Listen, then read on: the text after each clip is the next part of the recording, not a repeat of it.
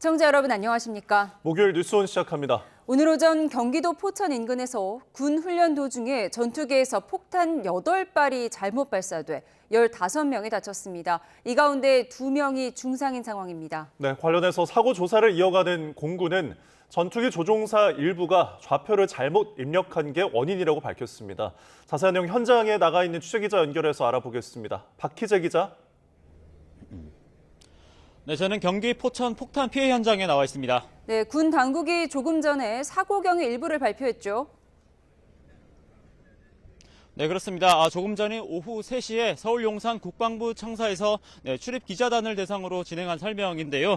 해당 내용을 보면 2대의 공군 전투기 KF-16이 각각 MK-82 폭탄 모두 8발을 외부로 비정상 투하했다고 설명했습니다. 원인은 이 가운데 첫 번째인 1번기 조종사가 좌표 입력을 실수한 것으로 파악된다고 설명했는데요.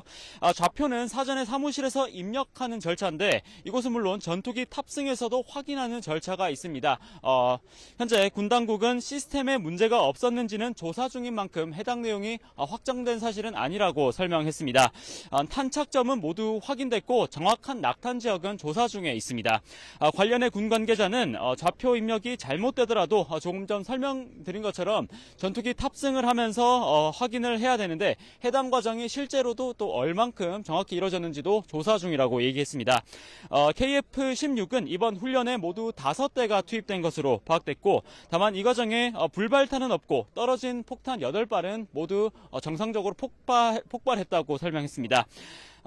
이번에 잘못 투하된 폭탄은 조금 전 설명드린 것처럼 MK-82인데 파편거리는 1km 이상으로 조사됐습니다. 이런 파편 여파를 고려했을 때 군 당국은 축구장 1개 면적 정도가 피해 범위라고 설명했습니다. 네, 이번 사고의 경위도 설명을 해주시죠. 네, 공군이 오전에 발표한 내용 정리하자면 오전 10시 4분쯤 공군 KF-16에서 MK-82 일반 폭탄 8발이 이곳 현장 인근으로 비정상 투하됐습니다. 직후 한동안 불발탄이 있는지 조사가 이루어졌는데 이를 위해 EOD 폭발물 제거반이 투입돼 확인하는 절차도 있었습니다. 다만 경찰과 소방은 혹시 모를 피해 상황 확인을 위해 현재 현장 수습 중에 있고 오후 3시쯤부터 군과 함께 2차 현장 조사를 진행하고 있습니다. 공군은 현재 박기환 참모차장을 위원장으로 사고대책위원회를 구성해 정확한 사고 경위와 피해 상황을 조사하고 있습니다. 또 피해 배상을 비롯해 모든 필요한 조치를 적극 시행하겠다고 설명했습니다. 네, 원래 계획됐던 훈련 내용은 정확히 뭐였습니까? 네, 이 훈련의 정식 명칭은 연합통합화력훈련으로 오는 10일부터 진행되는 자유의 방패 연습을 앞두고 연계된 육군과 공군의 연합훈련입니다. 해당 훈련은 오늘 오전 9시에 시작해 약 1시간 정도 넘게 진행이 됐고요. 이 가운데 문제가 된 전투기 훈련은 오전 9시 58분부터 진행이 됐는데 이 와중에 사고가 난 것으로 파악됐습니다. 해당 사고 직후 현장에 있던 김명수 합참의장이 곧바로 유선 보고를 받은 것으로 확인이 됐고 현장에서 급하게 이동하는 모습도 확인이 됐습니다. 이후 합참에서 사고 수습 상황을 지휘하고 있는 것으로 파악이 됐습니다. 관련해 합동참모본부는 실사격 훈련만 사고 원인이 정확히 확인될 때까지 잠정 중단한다고 설명했고요. 다만 오는 10일부터 예정된 자유의 방패 연습은 현재로서는 정상 진행한다는 계획입니다. 네, 포천시에서는 군사훈련을 전면 중단할 것을 요구했다고요. 네, 그렇습니다. 오후 2시 10분에 제가 나와 있는 이곳 현장에서 브리핑한 내용입니다. 정부와 군 당국에 엄중 조치할 것을 요구하면서 더 이상 민간 피해가 발생하지 않도록 확실한 재발 방치 대책을 요구했습니다. 그러면서 포천 시민들이 납득할 재발 방지책이 마련될 때까지 군사훈련을 전면 중단할 것을 요구했습니다. 또 피해자 지원과 전면적 피해 보상을 해달라는 요구도 포함이 됐고요. 또 정부를 향해선 직접 포천 시민들에게 사과하고 또 민심을 안정시킬 책임 있는 후속 조치를 해달라고 말했습니다. 네, 시민들이 많이 놀랐을 텐데 사고 개요를 다시 한번 정리해 주시죠. 네, 현재까지 파악된 사고 내용 전달드리면 오늘 오전 10시쯤 경기 포천시에 있는 이곳 민가, 제 뒤로 보이는 이곳 현장으로 폭탄 8발이 떨어지는 사고가 났습니다. 이 사고로 모두 15명이 다쳤고 이 가운데 2명은 크게 다친 것으로 확인됐습니다. 심정진 상태인 환자는 없는 것으로 파악됐고요. 또 성당 한 채와 주택 2채도 일부 파손이 됐고 1톤짜리 화물 차량도 파손 피해가 있었던 것으로 소방당국은 집계하고 있습니다. 추가된 내용 확인되는 대로 전해드리겠습니다. 지금까지 경기 포천 폭탄 사고 피해 현장에서 YTN 박 기자입니다. 네, 전해드린 것처럼 오늘 오전 한미연합훈련 도중 폭탄이 민가에 떨어지면서 15명이 크고 작은 부상을 입었는데요. 네, 낙하 장면을 목격한 이 제보자는 폭발 직후 버섯구름 모양의 연기가 났고 이 폭발 충격으로 집 전체가 흔들렸다고 설명을 했습니다. 직접 들어보시죠. 비행기가 육안으로 볼 수 있는 높이, 그 높이로 세 대가 날아갔고요. 이게 편대비행 하더라고요. 나무로 날아가는데 수초 있다가 이제 폭발음이 들리는데 버섯구름 모양이 있잖아요. 우리가 핵폭탄 터지면은 약간 그런 식으로 났어요, 이게. 진동이 집을 흔들었어요. 아이고, 나 저녁 일어난 줄 알았죠. 전투기 계속 날아다니고 막 갑자기 집 옆에서 폭탄 터지고 그러니까. 네, 관련 소식 사회부 양동훈 기자와 함께 알아보도록 하겠습니다. 어서 오세요. 네, 어서 오십시오. 네, 상당히 충격적인 사고였는데요. 사고 개요부터 정리를 해볼까요? 네, 오늘 오전 10시쯤 경기 포천시 이동면 노곡리에 폭탄이 떨어졌습니다. 군 당국은 한미연합훈련 중이던 KF-16 전투기 두 대에서 MK-82 일반 폭탄 8발이 비정상 투하됐다고 밝혔습니다. 예. 비정상 투하, 그러니까 목표로 했던 훈련장이 아니라 주변 민가 지역에 폭탄이 비정상적으로 떨어졌다는 설명입니다. 이 폭발 여파로 중상자 2명에 경상자 13명, 모두 15명이 다쳤습니다. 폭발 당시 모습이 담긴 CCTV 영상을 보면 주변을 지나던 파란색 화물차가 한 대 있었는데요. 이 화물차에 타고 있던 3명 중에 2명이 파편에 목을 맞는 등 크게 다쳤습니다. 저희가 중상자 가족분과 직접 전화 통화를 해봤는데요. 말씀해 주신 내용을 한번 직접 들어보겠습니다. 파편이 어깨 날개 바로 밑에 목 바로 밑에 지금 응급으로 수술은 들어갔는데 수술하고 나와서 중환자실로 바로 들어간다 그렇게 얘기 들었어요. 정문에서 나오는데 폭탄이 이제 옆에 떨어진 거죠. 그래서 차가 전복되고 그리고 사고가 난 거죠. 의식도 희미하고 지금 의사들이 일단 수술을 들어가 봐야지 안다고 이게 파편이 좀 너무 깊게 막혀서 2시간에서 3시간 소요가 된다고 수술이 그렇게 얘기를 하더래요.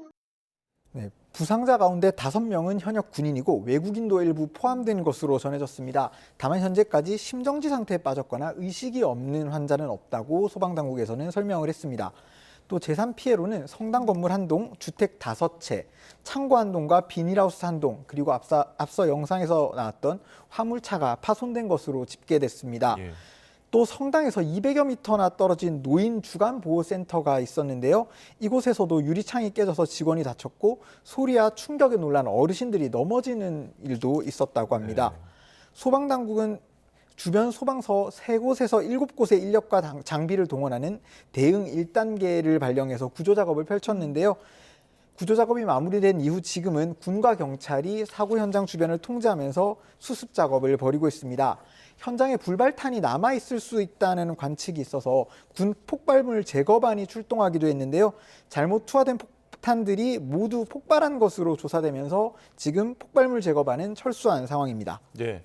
한미연합훈련 기간에 발생한 것으로 알려졌는데 오늘 어떤 훈련을 진행하고 있던 건가요? 네, YTN이 확보한 당시 훈련 내용 자료를 보면 오늘 오전 9시부터 이곳 포천시 일대에서 한미연합훈련이 진행됐습니다. 사고가 난 게 10시 4분쯤이니까 훈련은 1시간 조금 넘게 진행된 셈인데요. 당시 이 전투기들은 공군과 육군 그리고 주한미군이 참여하는 연합합동화력 실사격 훈련에 참가 중이었습니다. 실사격 훈련이라고 하니까요. 훈련용 폭탄이 아니라 실제 폭탄을 이용한 훈련이 진행되고 있었고요. 전차나 장갑차를 비롯한 육군의 전차 포격 그리고 공군 전투기 13대의 공중 포격이 진행됐는데요. 문제가 된 전투기 훈련은 오전 8시 58분에 시작된 걸로 파악됐습니다. 이때 투하한 폭탄이 목표 지점을 벗어나서 주변 민가 지역에 잘못 떨어진 겁니다. 예, CCTV를 지금 보니까 폭발력이 굉장히 크잖아요. 지금 취재진도 우리 현장에 나가 있고요. 시청자 제보도 쏟아지고 있는데 구체적인 피해 상황 어떻습니까?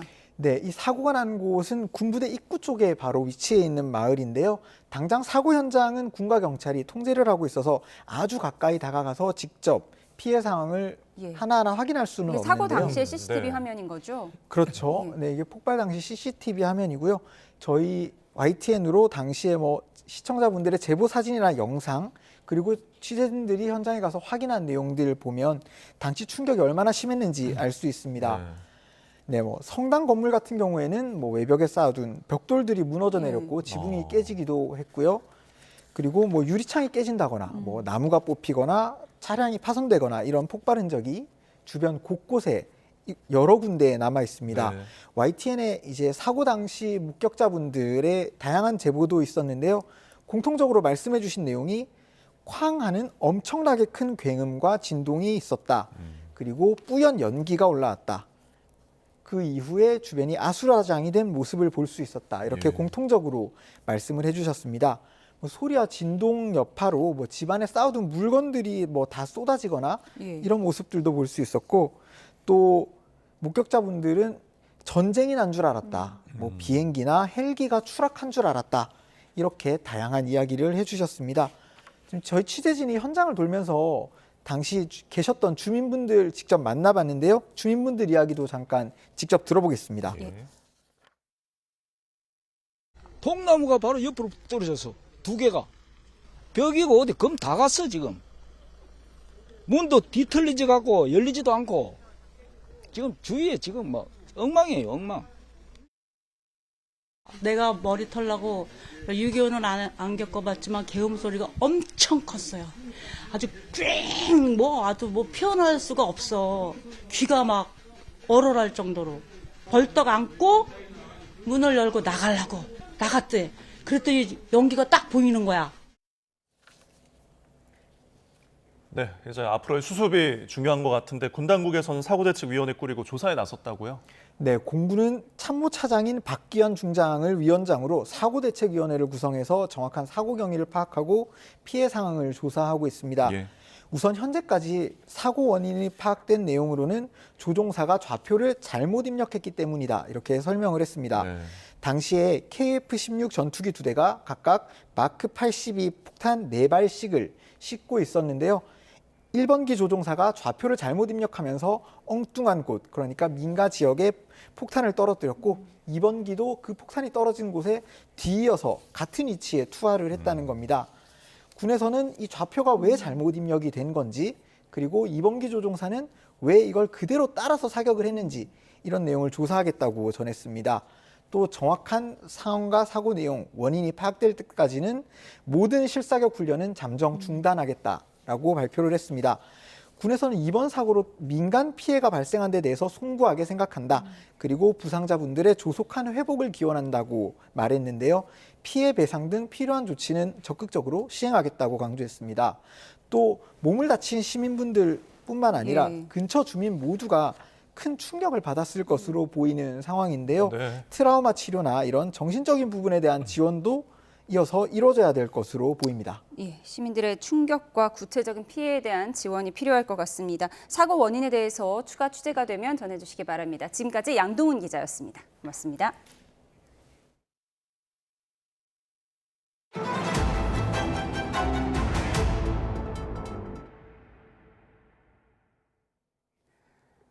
울산에서 택시가 축대벽을 들이받으면서 3명이 숨지고 2명이 크게 다쳤습니다. 운전자를 포함해 사상자 모두 70대로 가파른 내리막길에서 난 사고로 파악됐습니다. 취재기자 연결해 알아보겠습니다. 김종호 기자. 네, 전국부입니다. 네, 사고가 언제 발생했습니까? 오늘 오후 1시쯤입니다. 울산 울주군 서생면에 카페와 펜션, 주택 등이 모여있는 언덕에서입니다. 내리막을 달리던 택시가 굽은 길에서 꺾지 않고 그대로 진행해 바위로 쌓은 축대벽에 충돌했습니다. 이 사고로 심정지 환자 4명과 중증 외상 환자 1명이 구조돼 병원으로 옮겨졌는데 이 가운데 3명이 숨졌습니다. 다른 심정지 환자 1명은 병원에서 심장박동이 돌아왔다는 소식이 방금 들어왔습니다. 종합하면 이번 사고로 3명이 숨지고 2명이 중상입니다. 5명은 모두 70대로 택시 운전자와 승객입니다. 사고가 난 곳은 앞서 말씀드렸듯 내리막길입니다. 차량 통행이 빈번하지 않은 곳으로 택시가 다른 차량과 충돌하는 등 외부 요인 없이 사고가 난 거로 추정됩니다. 사고가 난 내리막에 택시가 제동장치를 밟은 흔적은 없었던 거로 파악됐습니다. 경찰이 사고 경위를 조사하고 있는데 아직 구체적인 원인은 파악되지 않았습니다. 다시 정리해서 말씀드리면 오늘 오후 1시쯤 울산 울주군 서생면에서 운전자와 승객 등 5명이 탄 택시가 축대벽을 들이받았습니다. 이 사고로 70대 택시 운전자와 70대 택시 승객 2명이 숨졌고 다른 70대 택시 승객 2명이 심하게 다쳐 병원에서 치료받고 있습니다. 사고가 난 곳은 경사가 심한 곳인데다 굽은 길이었는데 현장에서는 바퀴가 쓸고 간 자국, 그러니까 제동장치가 작동한 흔적은 발견되지 않았습니다. 지금까지 전국부에서 YTN 김종호입니다. 정부는 내년도 의대 정원을 3,058명으로 되돌리자는 의대 총장들의 결정에 대해 공감한다면서 충분히 협의하겠다고 강조했습니다. 보건복지부는 오늘 기자들에게 문자 메시지를 보내 2026학년도 의대 모집 인원을 3,058명으로 하겠다는 총장협의 합의에 대한 입장을 밝혔습니다. 그러면서 의대 교육 정상화를 위한 대학 총장들의 마음에 공감한다며 국회 보건복지위원회 법안 소위에서 의결된 법안의 취지와 당사자인 의대생들의 입장을 고려해 정부 안에서 충분히 협의하겠다고 설명했습니다. 네, 김성훈 대통령 경호처 차장에 대한 구속영장이 검찰에서 번번이 기각되자 경찰이 구속 필요성을 다시 따져달라며 신청한 영장심의위원회가 현재 진행되고 있습니다. 추 기자 연결해서 자세히 알아보겠습니다. 김태현 기자, 계속 심의가 진행되고 있는 거죠? 네, 서울고검 영장심의위원회는 2시간 전쯤인 오후 2시부터 대통령 경호처 김성훈 차장과 이광우 경호본부장에 대한 구속영장 반려처분의 적정성을 심사하고 있습니다. 앞서 서울 서부지검은 윤석열 대통령 체포저지를 주도한 혐의로 김 차장과 이 본부장에 대해 경찰이 신청한 구속영장을 각각 3차례와 2차례씩 반려했는데요. 경찰이 이 같은 검찰 처분을 받아들일 수 없다며 지난달 24일 영장심의를 신청한 지 열흘 만에 심사가 열리는 겁니다. 경찰은 오늘 심의에 수사관계자 3명을 출석시켜 이미 확보한 인적, 물적 증거 등을 토대로 구속수사가 필요하다는 점을 강조하고 있습니다. 김 차장이 경호처 비아폰의 통신기록 삭제를 지시하거나 비아폰 서버 압수수색을 여러 차례 가로막는 등 증거를 인멸할 우려가 충분히 인정된다는 겁니다. 검찰 측도 서울 서부지검 검사 2명이 직접 심의위에 출석해 반려처분이 적절했다는 의견을 심의위원들에게 설명한 것으로 전해졌습니다. 피의자인 김 차장 측은 공무집행 방해 혐의 등이 성립하지 않아 구속수사가 이루어져선 안 된다는 취지의 의견서를 심의위에 제출한 것으로 파악됐습니다. 네, 그럼 영장심의위원회 결과는 어떻게 정해지고 또 언제쯤 나오는 겁니까? 네, 심의위원회는 고검장이 위촉한 검찰 외부의 법조계, 학계, 언론계 인사 10명으로 꾸려집니다. 무기명 기밀 투표로 영장 청구가 적절하다는 의견을 과반수의 찬성으로 의결할 수 있는데요. 오늘 오후 중으로는 결과가 나올 것으로 보입니다.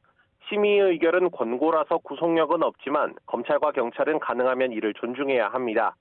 경찰 내부에서는 영장심의를 통해 반전을 기대하고 있는데 쉽지는 않아 보입니다.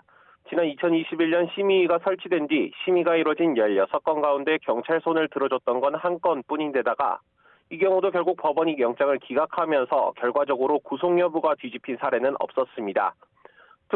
특수단은 영장심의위원회도 검찰 손을 들어준다면 김 차장 사건 등을 공수처에 넘기는 방안 등도 검토하겠다는 입장입니다. 지금까지 서울고검에서 YTN 김태원입니다.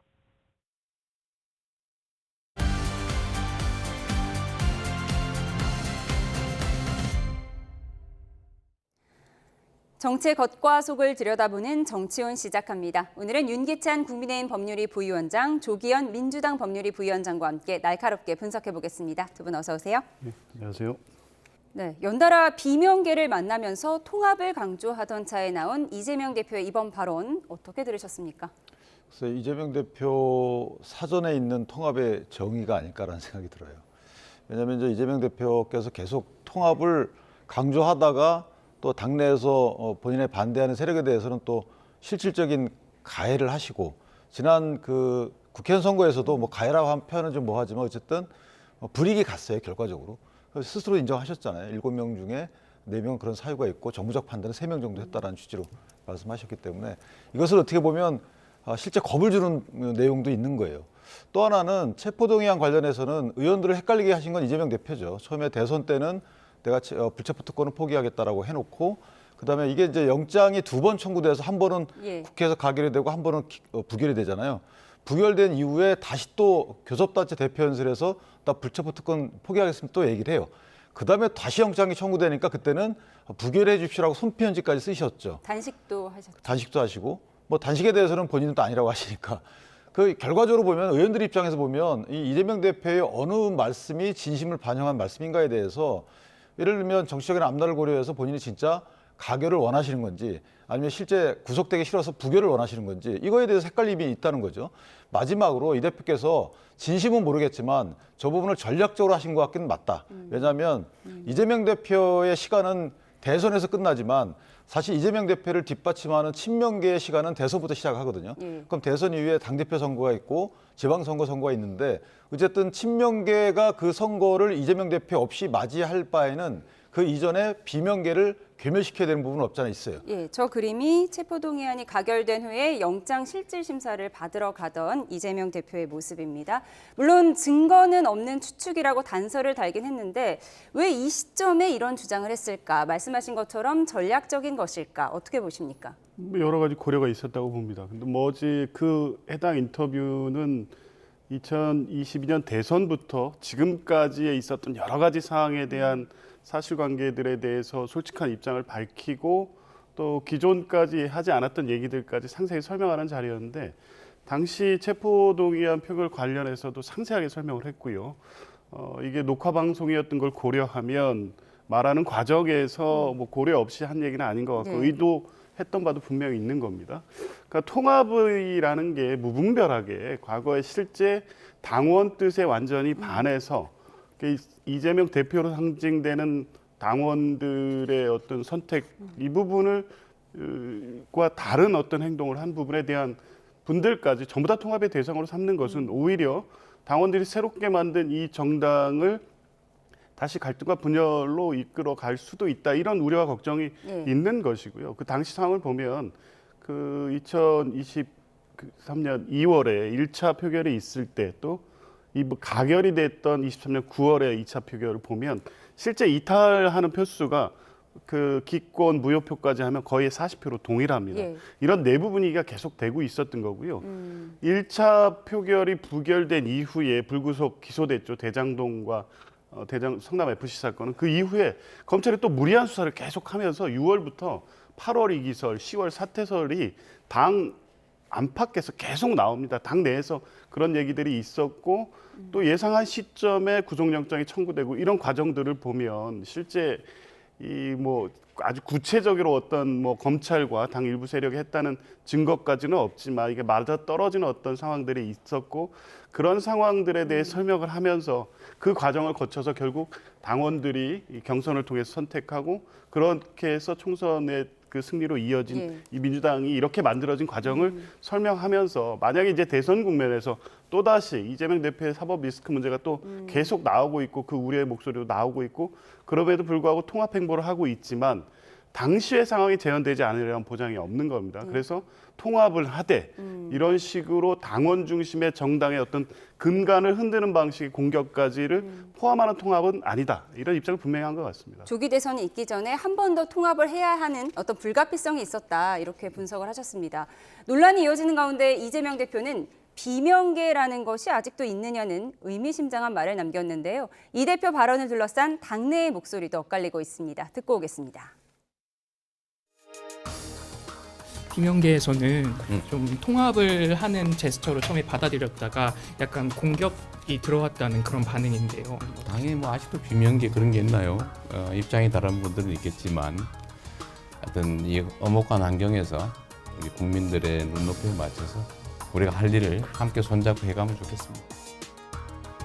내통까지는 아니어도 상당한 정보를 받았을 가능성이 좀 있다라는 생각이 듭니다. 8월 위기설 뭐 이런 식으로 당내에서 여러 가지 그런 썰들이 돌았고요.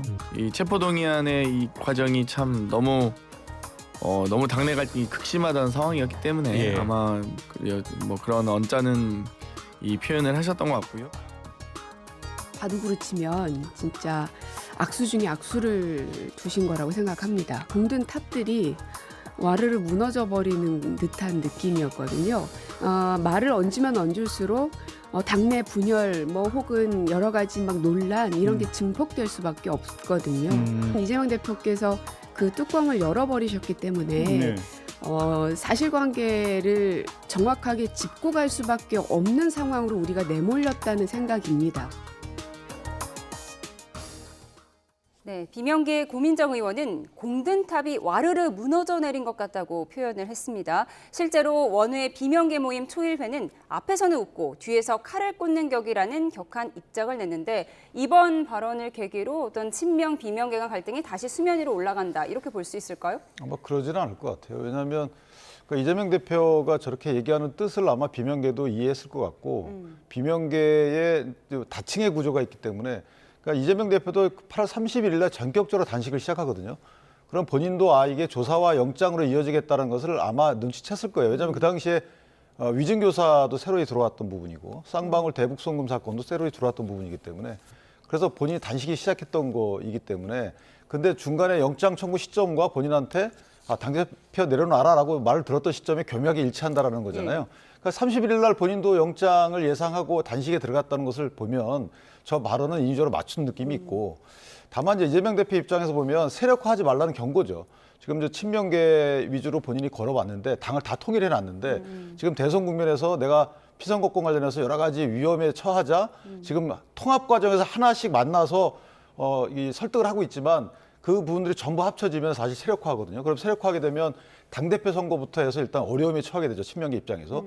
그렇기 때문에 제가 볼 때는 친명계를 달래는 측면도 있고 또 비명계 분들께 경고하는 측면도 있기 때문에 이 부분은 미리 선제적인 좌표 찍은 거다. 지금 앞으로 이재명 대표의 말을 안 듣거나 이런 사람들은 이 사람들은 그 예전에 얘기했던 그때 검찰과 내통했던 사람들이다라는 것을 미리 계좌를 찍어놓은 거예요. 그렇기 때문에 상당히 전략적인 그 행보였다. 저는 개인적으로. 물론 옳지 않은 행보지만 전략적인 행보였다 이렇게 평가합니다. 비명계에 대해서 선제적인 좌표를 찍은 것이다. 이렇게 분석을 해주셨습니다. 하지만 친명계는 다른 입장입니다. 그래픽을 좀 준비했는데요. 정청래 의원은 할아버지가 돌아가셨는데 아플 때 병문안도 오지 않고 장례식장에도 오지 않더니 유산 상속할 때는 꼭 나타나는 막내 삼촌 같은 사람들도 있다. 지분도 없으면서 이런 말을 남겼고요. 장경태 의원은 검찰과 내통까지는 아니어도 당 내부에서 상당한 정보를 받았을 것이다. 이런 말을 남겼습니다. 이런 친명계의 입장 어떻게 보십니까? 할아버지 상속 얘기까지 나왔어요. 잘 이해가 안 되는 비유이긴 한데 어쨌든 당시에 뭐 그런 얘기가 많이 나왔던 겁니다. 장경태 의원 말대로 실제 검찰과 뭐 짰다, 뭐 내통했다 정도는 아니더라고 하더라도 검찰 쪽에서 이런 얘기들이 계속 나오고 있다. 이런 예전에도 그런 얘기가 나왔습니까? 이런 정보를 토대로 해서 이재명 대표의 어떤 거취 표명을 요구하는 목소리들이 안에서 많이 있었거든요. 이제 그 시점이 우연한 건지 검찰이 막 새로운 사건들을 묶으면서 얘기했던 대로 위증교사라든가 허위사실 공표 또 뭐 대북 송금 사건들 그러니까 그 당시 시점 기준으로 했을 때 이런 사건까지 이렇게 다시 끌어들인단 말이야라고 했던 사건들을 묶어서 다시 들어오는 겁니다. 그 시점이 8월 위기설은 6월부터 나왔는데 실제 8월에 임시국회 소집될 시점 즈음이었고요. 그게 맞아떨어진다 보니까 내통까지는 아니더라도 적어도 당 내부에서 일부 의원들이었죠. 이제 그런 분들을 중심으로 해서 이재명 대표의 거취를 이제 그걸 매개로 해서 자꾸 요구해 왔던 사정들이 있었기 때문에 그런 부분에 대해서 지적을 하는 것이고요. 이제 그게 저는 뭐 당내 계속적인 갈등으로 갈 것이다. 뭐 비명계의 세력화를 막을 것이다. 그렇게 보지 않습니다. 이제 만약에 조기 대선이 가시화한다면 실제 기간은 매우 짧습니다. 2달 안에 모든 것이 이루어지게 되는데요. 그 상황에서 무슨 세력화 이거는 경선 구도에서는 당연히 뭐 경쟁 구도는 형성이 되는데 그게 이재명 대표의 지금 어떤 여러 사법적인 문제를 이유로 해서 저런 방식의 공격까지 가거나 그 정도의 세력화를 이루기는 쉽지는 않기 때문에 다만 아마 이 문제를 의도적으로 제기했던 것은 비슷한 상황이 재현될 수도 있다는 걱정. 그럴 경우에 당원들 간에 또 이 중요한 대선 국면에서 불필요한 갈등을 야기할 수 있기 때문이다. 이렇게 보신 것 같습니다. 뭐냐 하면 허위사실 공표죄에 대해서는 3월 26일 날 선고가 있습니다. 다행히 무죄가 나온다면 오히려 이제 그런 문제가 깔끔히 정리되는데 그걸로 끝나느냐?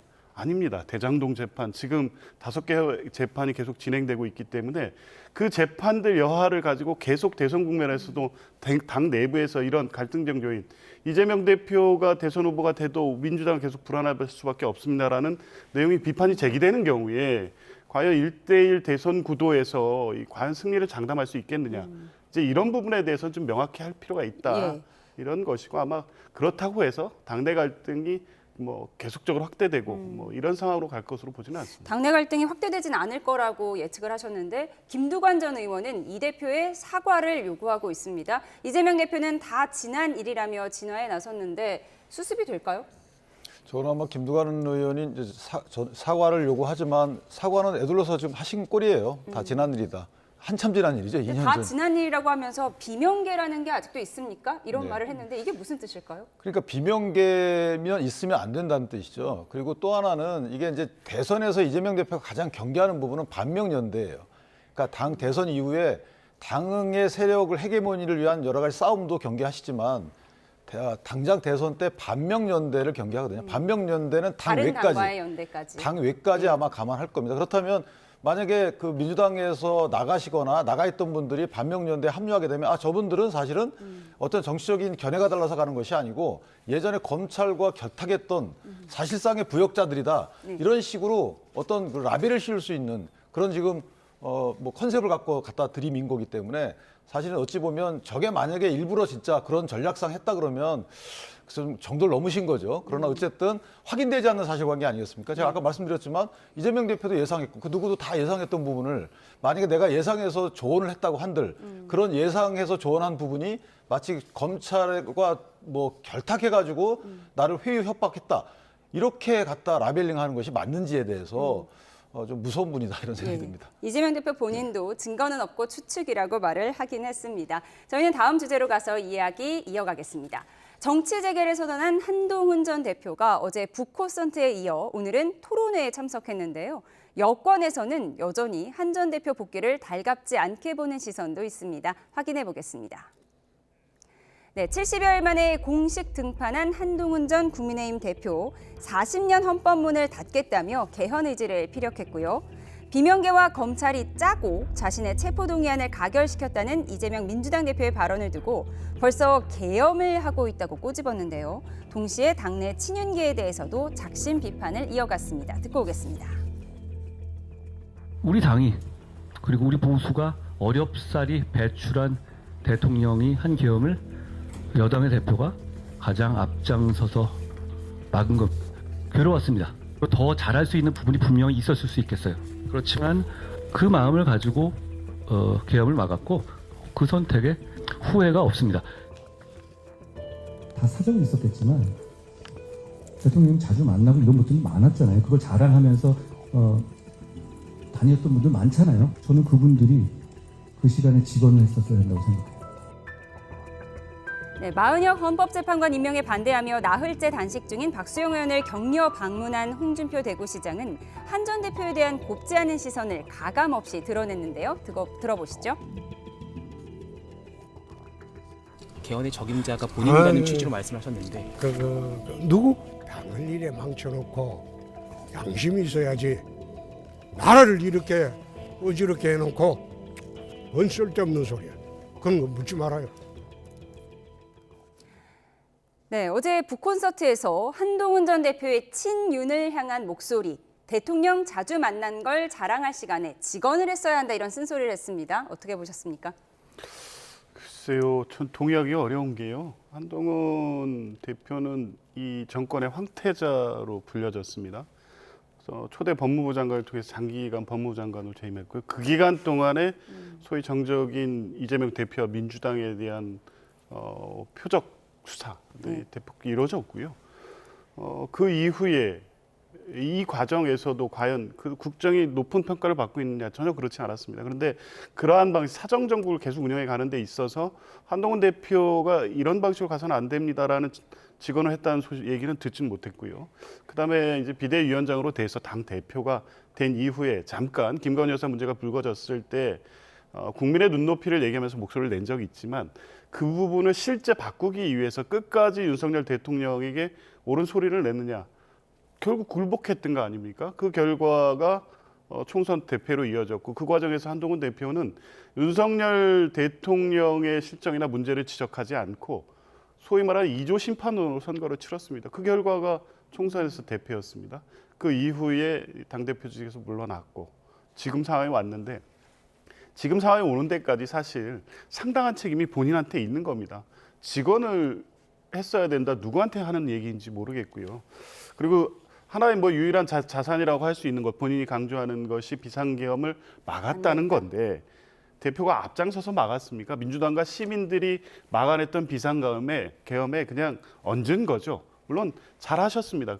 한동훈 대표가 그 상황에서 어떤 결단이 있었기 때문에 국민의힘 일부 의원이 같이 해서 비상계엄 해제 결의를 했다는 것까지는 평가는 하지만 12월 14일 탄핵소추 의결 이후에 지금 벌어지고 있는 국민의힘 내부 상황에 대해서 소위 말하는 직언을 하고 있습니까? 당이 이렇게 가서는 안 된다, 탄핵에 반대하고 극우적 주장에 동조하고 소위 최근에는 오히려 비상계엄을 정당화시키는 주장까지 나가고 있음에도 불구하고 이 부분에 대해서는 뭐 어떤 비판의 목소리를 내는 걸 듣지를 못했습니다. 그러니까 비상계엄의 성과는 본인의 자산으로 그 정도에서만 취하고 나머지는 여전히 이재명 대표를 비판하는 방식으로 본인의 포지션을 하겠다는 전략인 것 같은데 통할 것 같지는 않습니다. 예, 오늘 나온 얘기를 보면 계엄을 반대하는 과정에 고통스러웠지만 후회하지 않는다. 그런데 2월 퇴진 로드맵이 받아들여졌다면 오늘과 같은 광장 갈등은 없었을 것이다, 이런 얘기를 했더라고요.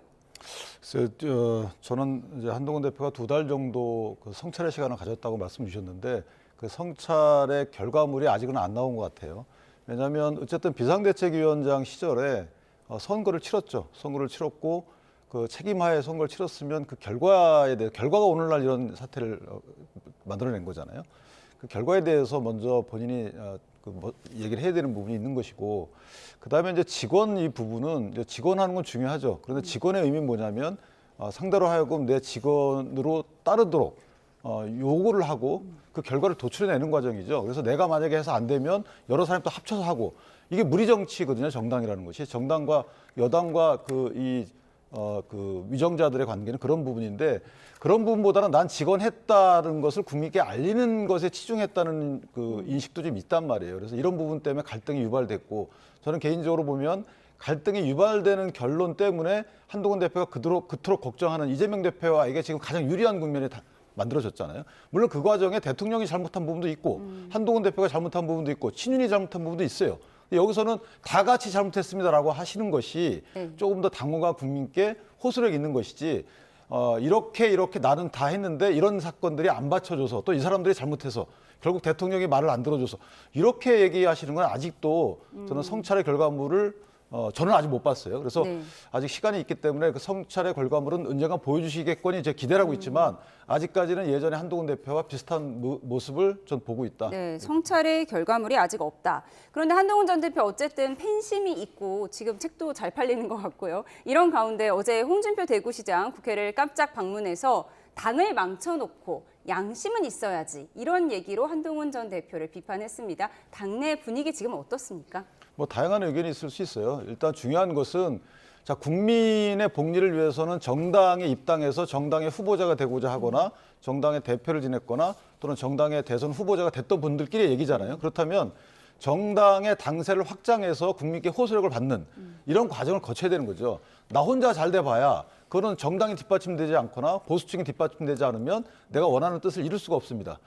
내가 원하는 뜻과 정당의 뜻과 같아야 되는데, 그런 측면에서 두 분 간의 말씀을 당원과 국민들은 평가할 것이라는 생각이 들고, 그간에 이제 1년 정도의 시간, 두 분이 같이 있던 시간들이 있기 때문에 그 1년에 대한 평가는 이미 당원들은 하고 계시거든요. 따라서 그런 부분들을 본인 주변에 있는 지지자분들만의 목소리가 아니고 좀 전반적인 목소리를 듣고 나서 조금 더 그 목소리들을 반영하는 식의 행보가 있었으면 좋겠다. 이건 뭐 홍준표 대표님도 마찬가지예요. 홍준표 대표님의 경우에도 여러 가지 평가가 있기 때문에 그런 평가를 주고받는 측면에서 보면 조금 더 두 분 다 당을 위한 왜냐하면 제가 홍준표 대표님께 당을 위한 행보를 부탁드리는 의미는 지금 분열 또한 좋지 않거든요. 예. 2016년, 17년도에 저희가 사실은 꿈꿔보지 못한 지지를 갖고 있어요. 그러면 이 지지를 살려서 다음에 감히 한번 만약에 조기 대선이 있게 되면 다시 한번 정권을 재창출하는 이런 행보로 나아가보자 하는 그 당원들의 열망인데 여기에 분열도 안 좋은 것이고 책임을 돌리는 부분도 안 좋은 것입니다. 자, 이런 부분들에 대해서는 정치를 오래 한 분이나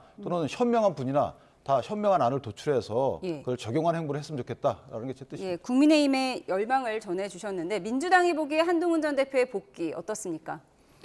글쎄요, 뭐 본인은 지금 여러 가지 돌아가는 상황, 그러니까 명태균 의혹을 매개로 해서 뭐 잠재적 대권 후보라고 하는 오세훈 시장이라든가 홍준표 대표 누구 하나 자연스러운 사람이 없기 때문에 그 수사 결과 여하에 따라서는 사실 국민의힘 대선 주자로서는 흠집 없는 사람은 본인이기 때문에 유력한 후보가 될 수 있다라고 생각하는지 모르겠지만 대항마로 보이십니까? 착각인 것 같습니다. 쉽지 않을 것으로 보이고요. 그리고 일단은 국민 정서하고 너무 동떨어져 있습니다.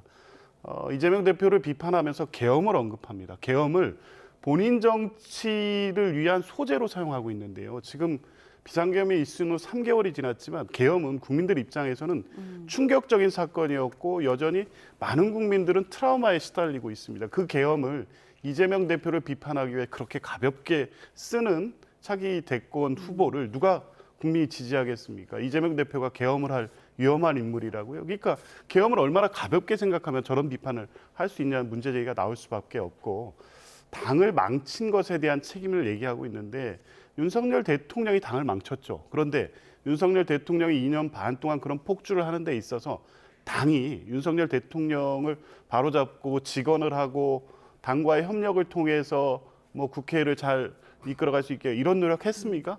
대통령의 입만 보고 있었지 않습니까? 그리고 대통령이 경로를 하면 다 풀처럼 쓰러졌습니다.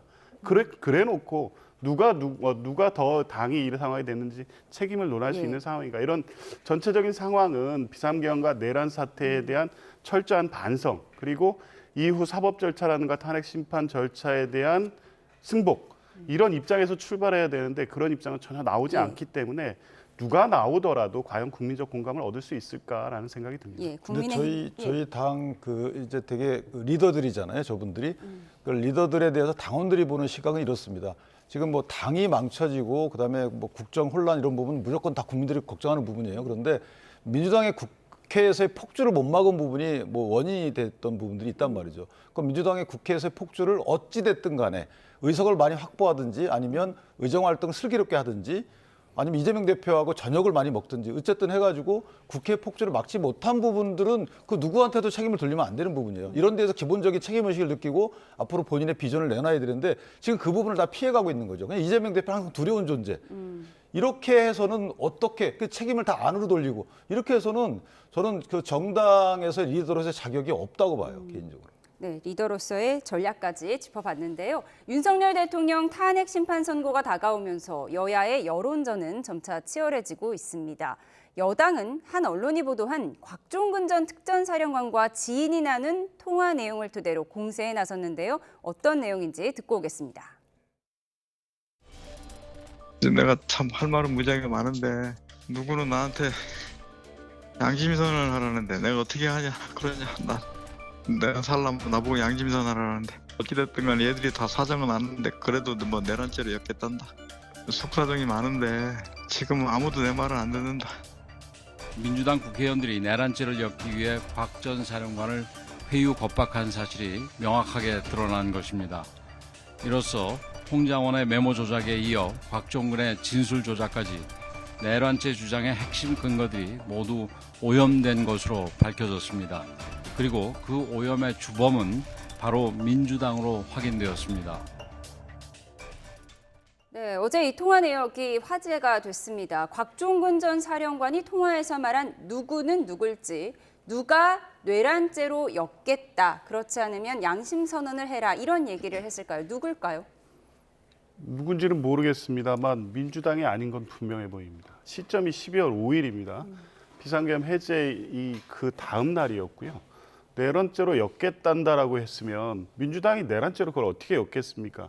당시 수사기관이나 아마 이제 초기에 이게 비상계엄이 내란죄에 해당된다는 얘기가 나오고는 있었지만 그것을 매개로 해서 이 곽종근 사령관을 내란죄로 당시 묶어서 처벌받게 하겠어요. 이런 얘기를 하면서 할 수 있는 시점도 아니었고 민주당이 그런 상황도 아니었습니다. 그리고 곽종근 사령관의 진술이 오염됐다고 하는데 뭐가 오염이 된 거죠? 곽종근 사령관은 일관되게 의원을 끌어내라는 취지의 대통령의 직접 지시가 있었다는 사실을 밝히고 있고요.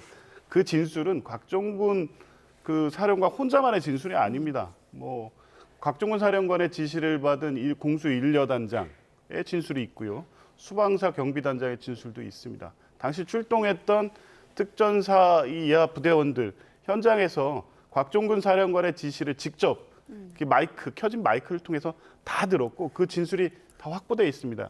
그걸 12월 5일 날 누군가 전화해서 양심선언하는 얘기로 해서 그때부터 모든 진술이 오염됐다는 걸 누가 상식적으로 받아들일 수 있습니까? 이제 하다 제가 생각하기에는 그나마 이 책임을 느끼고 사실을 밝혀야겠다고 생각했던 곽종근 군 사령관의 양심을 오염시키고 있는 거다. 굉장히 괴로울 텐데요. 그 부대원들도 고통스러워하고 하는 상황에서 그나마 명확하게 진술을 밝혀서 다른 어떤 사실관계에서 왜곡되지 않을 어떤 기준을 제시해준 것의 의미는 있지만 곽종근 사령관 외에도 대통령이 의원들을 끌어내라 지시했다는 진술은 여러 면에서 차고 넘치기 때문에 더 이상 곽종근 사령관 또 내지는 김현태 단장 등을 이런 방식으로 회유하거나 근거 없는 자료를 근거로 해서 진술 오염 주장은 좀 그만하셨으면 좋겠습니다. 누군가 곽 전 사령관에게 공개 진술하라고 했고 그 누군가가 민주당은 아닐 것이다라고 하셨는데 국민의힘에서는 민주당 쪽이라고 보는 거 아닙니까? 그거는 해석을 하면 나와요. 왜냐하면 양심 선언해라. 그렇지 않으면 내란죄를 엮겠다. 그 사람은 사정을 잘 아는 사람이다. 이거잖아요. 저분이 한 말을 요약을 하자면 그럼 양심 선언해라. 아니면 내란죄를 엮겠다. 국민의힘이 했을까요? 저는 국민들이 판단하면 될 부분이고 이게 왜 중요하냐면은 변호사님 말씀처럼 만약에 국회의원들을 끌어내라라는 진술이 그런 명령이 있었다고 쳐요. 그것까지는 시시비비가 있을 수 있습니다. 물론 인원인지 뭔지 다 달라요. 그 부분에 대해서는 이미 헌재 과정은 충분히 다퉈졌으니까 그 차치하고. 그러면 그 처음에 곽종근 전 사령관에게 그 얘기를 했던 사람이 대통령이라는 거잖아요. 곽종근 전 사령관의 핵심은 그겁니다. 대통령이 본인에게 전화로 이렇게 얘기했다는 거였죠. 근데 처음에 12월 6일 날 유튜브에서 보면 처음에 그런 얘기를 하지 않죠. 장관이 본인한테 요원들을 끌어내라 했다. 빼내라 했다. 그런데 옆에 있던 박선원 의원이 국회의원들을 끌어내라라고 조그맣게 얘기하니까 그걸 받아가지고 김병주 의원이 그런 얘기를 합니다. 국회의원들이 이렇게 되물어요. 자, 그때까지는 대통령이라는 단어가 전혀 안 나와요. 근데 국회 가서 12월 10일 날 다시 얘기합니다. 그때 한 번 통화했고 두 번째 통화는 얘기할 수 없다 얘기하니까 휴정 시간에 박범계 의원이 찾아갑니다. 3층으로 찾아가서 그 이후에 내려와서는 대통령이 전화해서 끌어내라고 했다. 그때부터 얘기가 나와요. 이게 오염되지 않았을까요? 자, 끌어내라 했는지 여부는 뒤에 이어지니까 그렇다고 치고 이 말을 본인한테 했다고 본인이 말하는 사람이 바뀌어요. 장관이 한 건지 대통령이 한 건지. 그럼 대통령이 했다는 부분이 박범계 의원 등을 만나고 나서부터 그 얘기가 들어와요. 자, 그 얘기를 지금 하고 있는 겁니다. 그러면 국민의힘 입장이나 대통령 변호인단 입장에서 보면 탄핵 심판은 대통령에 대한 탄핵 심판입니다. 그럼 만약에 곽종근 전 사령관 등이 참여했던 사전 미팅 과정에서 애당초에 국회의원이 만약에 들어가게 되면 끌어내기로 하는 미션을 받았다면 몰라요. 그런 게 하나도 안 나오는 상황에서 중간에 갑자기 대통령한테 전화 받아서 끌어내라는 명령을 받았다는 거잖아요. 일단 상황이 안 맞는 것이고 두 번째는 그 상황도 애당초부터 일관적으로 얘기한 것이 아니고 갑자기 민주당 의원님들을 만나고 나서부터 저런 얘기가 있는데 오늘 들어보니까 이거 회유 정도가 아니고 회유는 공익신고자까지 회유 나왔다고 치죠. 지금 협박이잖아요. 안 그러면 내란죄를 엮겠다. 자, 이 부분은 이전에 이재명 대표 수사 과정에서 대북 쌍방울 송금 사건이요. 검사들 회유했다. 짬뽕 사줬다고 해서 회유했다고 해서 탄핵했죠. 탄핵 결의했던 이거하고 비교해 보십시오. 이게 얼마나 중대한 건지 민주당도 스스로 느낄 거 아니겠어요? 권영세 비대위원장은 홍장원 전 차장에 이어 곽종근 전 사령관의 진술까지 내란죄 핵심 근거 모두 오염됐다고 주장하면서 수사를 전면 재검토해야 한다 이런 주장을 하고 있습니다. 반론이 있으시죠? 12월 6일 날 이제 그 인터뷰가 있었죠. 직접 그 수방사하고 특전사를 찾아가가지고 그때 그 민주당 의원들은 카메라를 찍으면서 했습니다. 회유하고 압박하고 협박하는데 그걸 동영상 촬영해서 바로 공개를 하겠습니까? 그리고 그날 지금 말씀하신 대로 그날은 사실관계를 제대로 밝히지 못합니다. 곽종근 사령관이. 왜냐하면 두려웠기 때문이죠. 그리고 그러다가 12월 9일에 검찰이 출석해서 자수서를 제출하고 검찰 진술에 응합니다. 거기에서 이미 인원을 끊어내라. 대통령의 직접 전화가 있었고 지시가 있었다는 진술을 했습니다. 12월 10일에 국회에 출석해서 오전 질의에서는 명확하게 답변하지 않다가 점심시간에 이제 박범계 의원 등을 만나서 이런 얘기가 있었고 그 부분 역시 바로 공개가 됐고 사진도 그날 공개가 됐습니다. 그 자리에서 양심선언 얘기가 있었겠죠. 그 양심선언을 하겠다는 거고 양심선언은 뭡니까? 있는 사실관계 그대로 밝히겠다는 거고 그 오후에 그 진술이 된 겁니다. 그러면 그 전날 검찰에서 위에 한 진술이 어떻게 10일 날 오염됐다고 주장합니까? 이게 없던 진술이 12월 5일, 6일, 10일에 걸쳐서 완벽하게 만들어졌다고 하면 모르겠지만 이미 검찰 조사에서 그런 진술을 했다고 하면 민주당이 그 진술을 뭐 창작해냈고 없는 진술을 하도록 했다는 겁니까? 앞뒤가 맞지 않지 않습니까? 근데 제가 그래서 그 부분이 저도 궁금했어요. 왜냐하면 12월 6일 이후에 12월 10일 이전에 검찰에서 12월 9일 날 조사를 받았다고 하는데 거기에 유사한 진술이 나와요. 근데 오늘 그게 해결이 된 거예요. 왜냐하면 12월 5일 날 지인한테 저런 얘기를 하고 있잖아요. 그럼 12월 5일 날 이전에 이미 누군가로부터 저런 양심선언 회유와 그다음에 안 하면 내란죄를 엮겠다는 겁박을 받았다는 거죠. 그 누군가는 모르겠습니다만은 어쨌든 누군가로부터 저런 사태가 있고 나서 그다음 12월 9일 날 검찰 가서 유사한 진술을 했기 때문에 이미 그 퍼즐이 풀린 거죠. 제가 볼 땐 그렇습니다. 네, 누군가 진술하라고 시켰고 그 누군가가 누군지는 모르겠지만 그럼 이 부분이 지금 오염됐다는 게 국민의힘 주장인데 그럼 형사재판이나 헌법재판소 판단에 영향을 줄 수 있을 거라고 보세요? 왜냐하면 이게 근본적인 문제가 있어요. 이렇게 협박을 통해서 형성된 그 증언도 증거니까요. 이거는 전혀 증거로 쓰는 것 자체가 안 됩니다. 그러니까 증거 능력을 상실한다. 예, 전문 증거 이런 거 필요 없이 그러면 이분이 저렇게 얘기한 부분은 협박에 의해서 본인이 했다는 거잖아요. 그러면 법정에서 한 그 증언 자체도 쓰면 안 되지만 이미 검찰 등 수사기관에서 했던 이런 증거들도 전부 다 쓰면 안 되는 거예요. 따라서 그 탄핵 심판 과정에서 증거로 채택한 피신 주소 등은 원래 증거로 채택하면 안 되기 때문에 지금 이제 증거로 채택됐기 때문에 이건 이제 무효가 되는 거죠. 왜냐하면 증거 능력이 없는 거예요, 아예. 전문 증거의 영역을 벗어난 겁니다. 예, 국민의힘이 오염의 주범은 바로 민주당으로 확인됐다고 주장하자 박범계 의원은 회유서를 제기한 권영세 비대위원장을 고소하겠다 이런 입장을 냈습니다. 그럴 수밖에 없죠. 이게 실제 지금 정상적으로 진행되는 헌법재판이나 수사과정 전체를 다 흔들고 있고요. 그 근거도 전혀 제시되지 않고 있습니다. 조금 전에 증거 능력 얘기했는데요.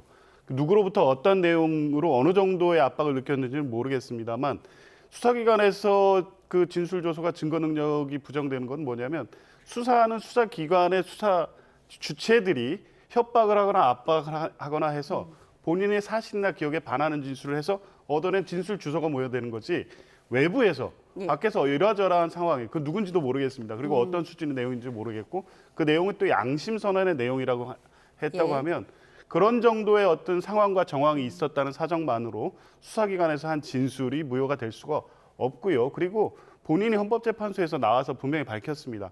수사기관에서 한 진술은 변호인이 입화했고 본인이 한 진술이고 내용을 다 확인했고 사실에 부합하고 당연히 증거가 되죠. 그럼에도 불구하고 지금 우연히 누구와 한 통화인지도 모르는 정도의 정황만을 가지고 마치 이게 민주당의 협박이 있었다. 그리고 그 대상을 특정해서 주장하고 있다고 하면 이 부분은 명백히 위법한 것이고요. 이것은 단순히 위법 행위를 넘어서 대통령의 탄핵이나 수사 전체를 지금 문제 삼고 있는 것이기 때문에 사법 절차를 안 할 수 없는 상황입니다. 근데 이거는 그 변론 제기를 해야 돼요. 변호사님 말씀처럼 만약에 이 증거에 대해서 신빙성의 문제로 치부된다 하더라도 그런 변론 제기해서 그 금방 공개된 녹취록에 대해서 증거 조사해야 되죠. 그래서 본인 신빙성에 대해서 판단을 해야지만 재판관들이 그 자료를 보고 본인 스스로 이게 믿을 만한지를 판단할 자료를 제공해야 되는 거거든요. 그렇다면 당연히 변론 제기 정도는 해야죠. 알겠습니다. 누군가 양심 선언을 하지 않으면 내란죄로 엮겠다고 말했다는 곽종근 전 사령관의 녹취 내용 여야 입장 충분하게 들어봤습니다. 마지막으로 오늘 나온 NBS 여론조사 결과를 살펴보겠습니다. 그래픽 정리해보죠. 탄핵안 찬성이 56%, 탄핵 반대가 37%로 나타났는데요. 정당 지지율 먼저 보여드렸습니다. 민주당이 35%, 국민의힘이 34%로 오차 범위 내에 접전을 보이고 있습니다. 다음 그래픽 보여주시죠. 네, 탄핵에 대한 인식 말씀드린 것처럼 탄핵 찬성이 56%, 탄핵 반대가 37%로 나타났습니다. 다음 그래픽 보겠습니다. 네, 차기 대통령 적합도 이재명 민주당 대표가 29%, 김문수 장관이 10%, 오세훈 서울시장 8% 순으로 나타나고 있습니다.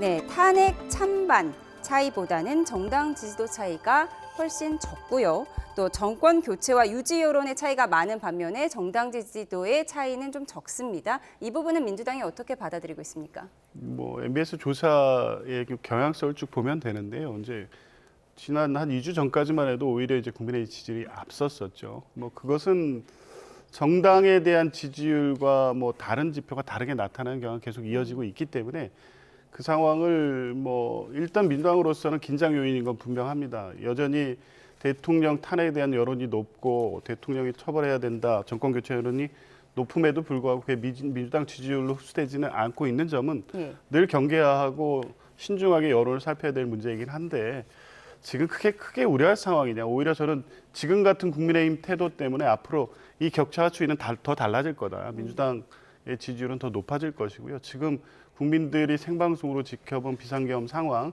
그 과정에 있어서 이미 탄핵 심판이라든가 국회 국정조사를 통해서 드러나는 여러 가지 사실관계에도 불구하고 마치 이 사실관계가 몇몇 진술이 오염돼서 없는 사실관계가 만들어진 것처럼 주장하면서 지금 국민들의 뜻과 완전히 배치되는 지금 정치 행보를 하고 있기 때문에 이런 전당에 대해서 국민들이 계속적 지지를 보내기는 어려울 것 같고요. 대선 국면이 본격화하면 이 지지율 차이는 더 벌어질 수밖에 없는 상황으로 가고 있다. 그래서 뭐 정당 지지율도 마찬가지고 탄핵의 심판 뭐 결정은 빠르면 내주에 있을 것이고요. 그 이후에 정권 교체 여론 또 잠재적 대선 후보 지지 여론도 상당히 더 격차가 벌어질 것으로 보고 있습니다. 네, 지지율 격차가 벌어질 것이라고 예측하셨는데 반론 있으시죠? 그건 뭐 어떻게 어느 정당이 앞서는 형식으로 벌어질지 모르겠는 거고요. 앞으로 이제 이 탄핵 결정의 내용과 그다음에 그 이후 혹시 조기 대선이 있게 되면 각 후보자들의 언행에 따라 달라지겠죠. 그런데 문제는 뭐냐면 저희가 비교를 해봐야 되는 게 2017년도에 박근혜 전 대통령 탄핵 시국과 비교해보면 그 당시에는 여론이 80%가 넘었어요. 탄핵 인용돼야 된다는 여론이. 그리고 그 당시에는 검찰이 기소도 하기 전이었어요. 근데 지금은 검찰이 기소한 이후에, 그것도 내란죄를 기소한 이후에 저렇게 탄핵에 대해서 지지율이 격차 줄었다는 것은 저는 오히려 이게 놀라운 부분입니다. 이 부분에 대해서 헌재가 좀 유념해야 될 부분이 그 정도로 헌재가 재판 진행에 대해서 국민적 신뢰도가 떨어졌다는 부분이고 또한 탄핵 사유에 대해서 국민적 평가가 점점 뭐 깊이 되고 있다. 따라서 저 부분은 민주당 평가와 달리 이전에 박근혜 전 대통령 때와 비교해 보면 공적인 기관의 신뢰도, 검찰이 기소를 했습니다. 국회가 소출했어요. 그럼에도 불구하고 저 정도의 격차가 나온다는 것은 저는 오히려 저 부분 뭐 저희가 고무적이라고 표현할 건 없지만 이례적이다 이렇게 평가합니다. 네, 한덕수 총리와 윤 대통령 탄핵 심판 결과가 곧 나올 예정인데 이런 결과들이 또 당 지지율에는 어떤 영향을 줄 거라고 국민의힘 내부에서 보고 있어요? 그러니까 윤 대통령에 대한 탄핵 결정 결과에 따라서는 단시간 내에는 요동칠 겁니다. 제가 볼 때는. 왜냐하면 탄핵을 원하는 쪽 입장에서도 그러니까 당원들 중에서 그런 분들이 있을 거거든요. 탄핵을 반대하는 분들도 또 그 결과에 대해서 상당히 격정적인 반응을 보일 거예요. 그것을 정당이 어떻게 수습하느냐 또는 주자들이 본인과 다른 그런 표현을 하는 분들에 대한 평가를 어떻게 하느냐. 그분들 그런 것에 따라서는 상당히 차분해지고 그 이후에 치고 올라갈지 아니면 경랑에 휩싸일지가 결정되지 않을까. 네, 상당히 중요한 3월인데요. 앞으로 여론조사가 어떻게 될지 지켜보도록 하겠습니다. 지금까지 정치온 윤기찬 국민의힘 법률위 부위원장, 조기현 민주당 법률위 부위원장과 함께했습니다. 고맙습니다.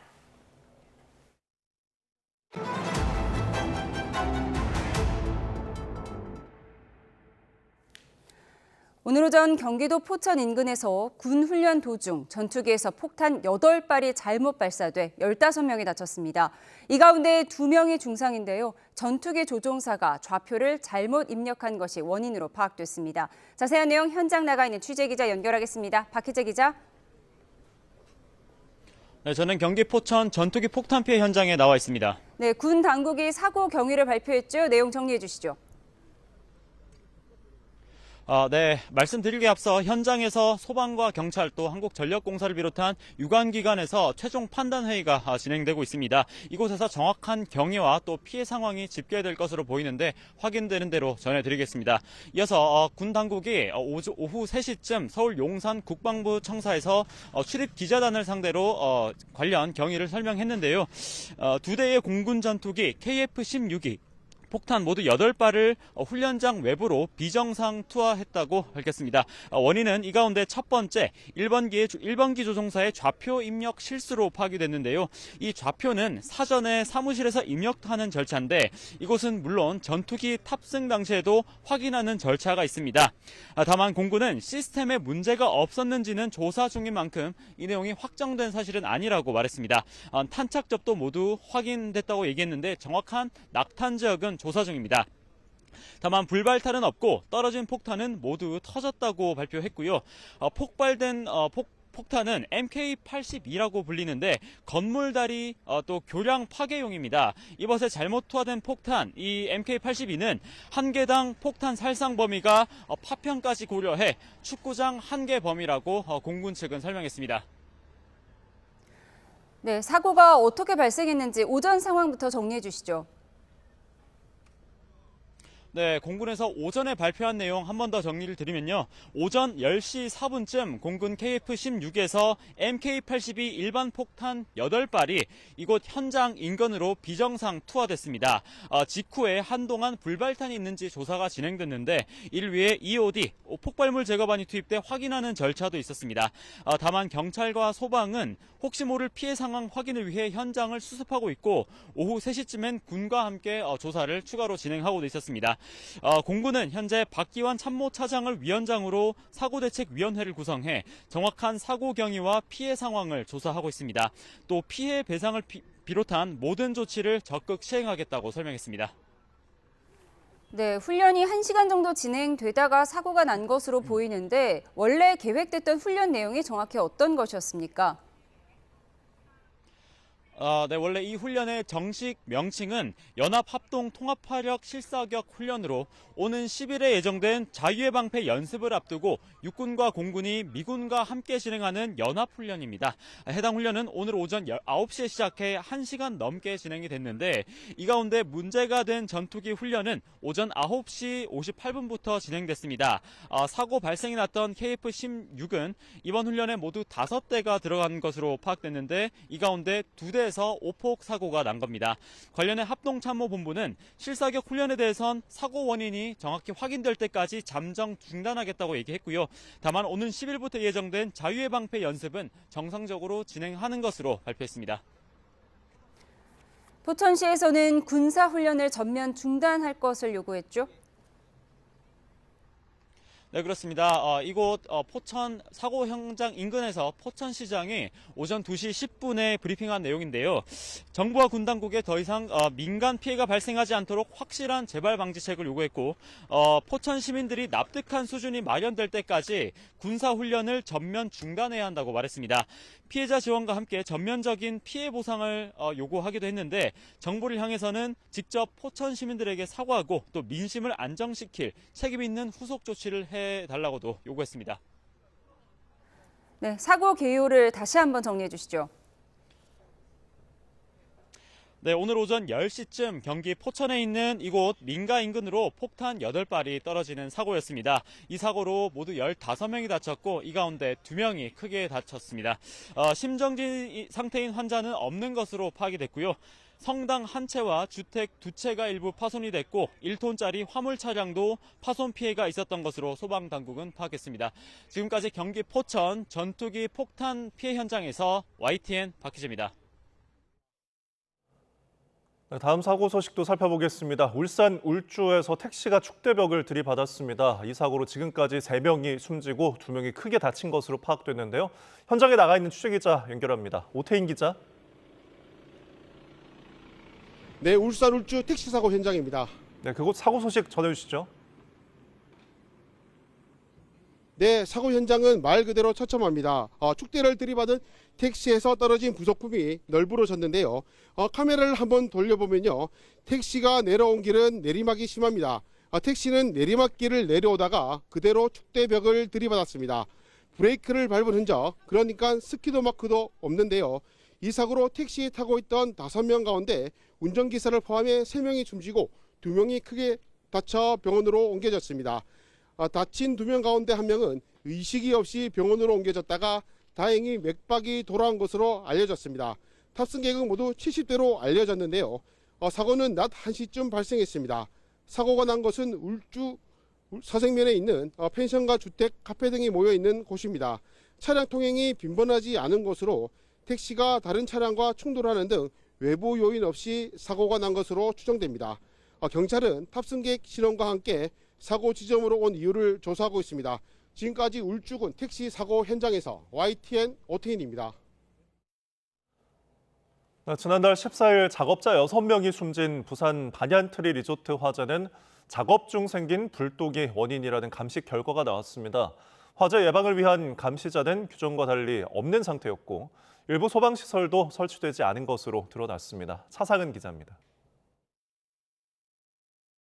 부산 반얀트리 리조트 화재 사고의 발화 지점은 지하 1층 기계실의 천장 쪽입니다. 국과수 감식 결과 바로 위쪽인 지상 1층에서 화기를 사용한 작업 중에 생긴 불똥이 이번 사고의 원인으로 드러났습니다. 지상 1층 피터실에서 작업에서 발생한 불똥 등에 의해서 지하 1층 수처리 기계실 상단부 배관의 보온재에 최초 매개되어 발화된 것이 확인되었다고. 용접 중에 나온 불똥이라는 추측이 나오고 있지만 경찰은 구체적으로 어떤 작업인지는 수사 중이라는 이유로 공개하지 않았습니다. 사고 당시 현장에는 화재 사고를 예방하기 위한 화재 감시자도 없었던 것으로 확인됐습니다. 산업안전보건법에 따라 해당 현장에는 반드시 배치됐어야 하지만 없는 상태였습니다. 설계 도면과 달리 소방시설이 제대로 설치되지 않은 사실도 드러났습니다. 경찰이 지상 1층과 지하 1층 발화 지점 주변을 조사한 결과 화재 감지기와 통로 유도 등 시각 경보기 등이 없었습니다. 건축물의 사용 승인을 받기 위해선 소방시설 설치가 필수적이지만 확인도 없이 승인이 난 겁니다. 경찰은 인허가 절차에 문제가 있었는지 확인하기 위해 추가 압수수색을 진행하고 수사 대상자를 추리고 있습니다. 한편 화재 현장 주변의 스프링클러는 겉으로는 터진 것으로 파악됐지만 방화수가 뿜어져 나와 제 역할을 했는지는 확인되지 않았습니다. YTN 차상입니다. 꽃샘추위가 물러나자마자 어김없이 미세먼지가 걱정입니다. 중국발 스모그의 유입으로 서쪽 지역은 한때 대기질이 나빠지겠고 당분간 답답한 공기가 이어질 걸로 보이는데요. 포근한 날씨는 다음 주까지 계속될 전망입니다. 취재기자 연결합니다. 김민경 기자, 지금은 공기가 깨끗한 것 같은데 중국발 스모그가 유입되고 있다고요? 네, 지금 우리나라 내륙은 전국적으로 초미세먼지 농도가 보통에서 좋음 수준으로 대기가 맑고 청정합니다. 하지만 오후부터 중국발 스모그가 유입되면서 서해상에는 초미세먼지 농도가 조금씩 높아지고 있는데요.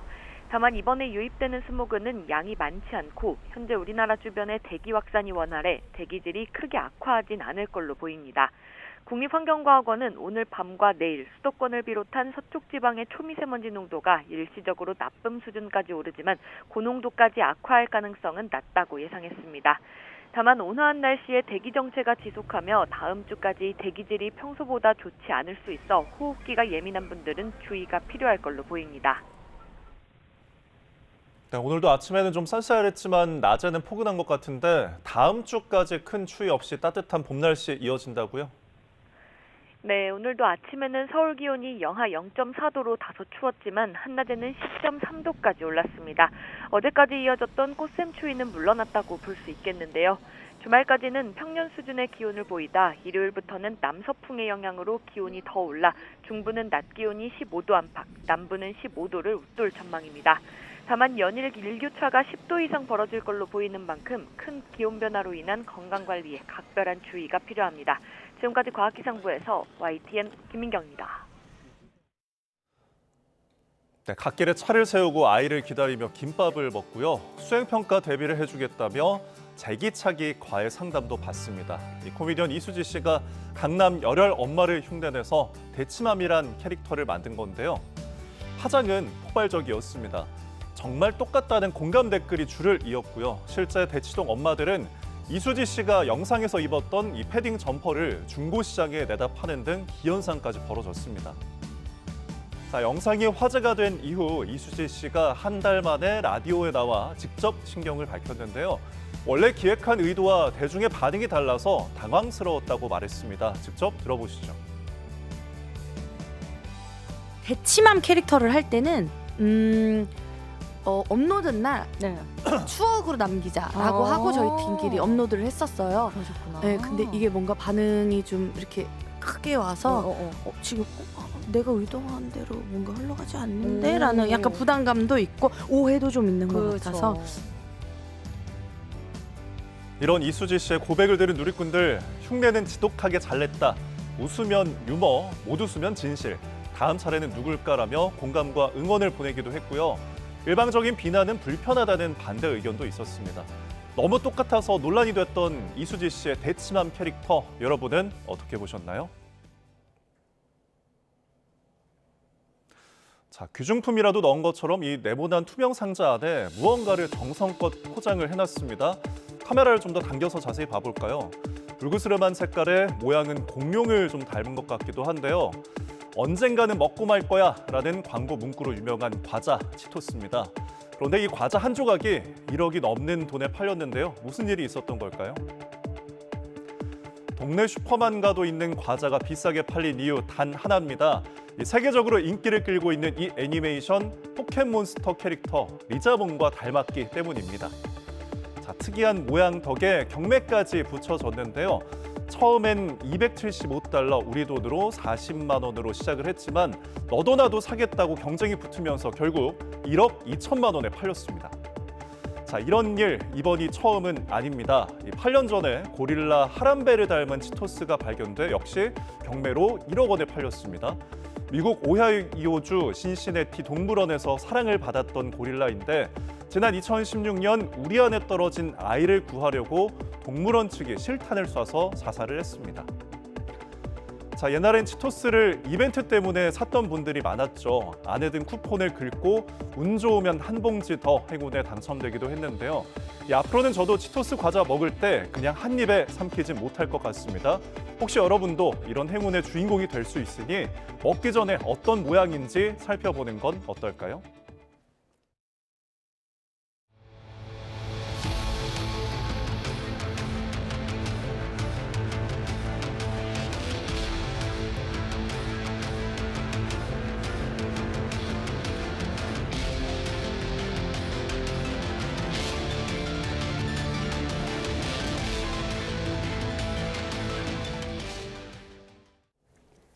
네, 속보로 계속해서 전해드리고 있는데요. 우리 공군 전투기가 잘못 발사한 폭탄이 경기 포천시 민가에 떨어졌습니다. 네, 15명이 다쳤는데 2명이 중태입니다.